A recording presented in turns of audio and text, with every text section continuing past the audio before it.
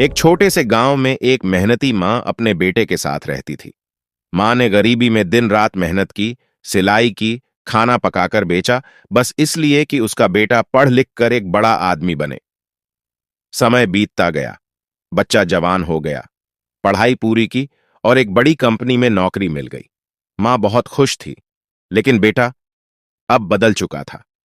अब उसे माँ के साथ बाहर जाना भी शर्म की बात लगती थी। वह माँ की सादगी, सीधे शब्दों और दुआओं से दूर होता जा रहा था।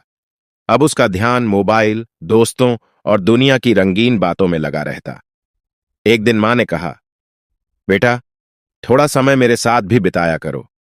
बेटे ने गुस्से में जवाब दिया, तुम हमेशा रोती रहती हो, मुझे सुकून चाहिए, और तुम्हारा चेहरा बोझ जैसा लगता है।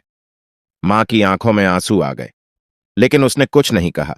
सिर्फ दिल से एक आह निकली, जो शायद बद्दुआ बन गई।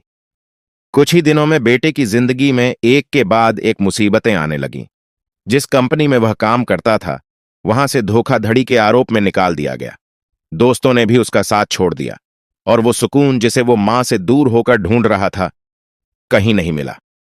कुछ महीनों में हालात इतने बिगड़ गए कि वो बेरोजगार, अकेला और मानसिक तनाव में डूब गया।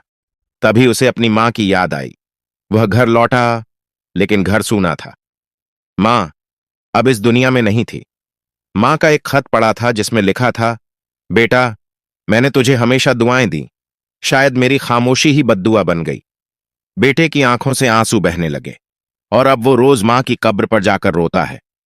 लेकिन मां कभी वापस नहीं आती।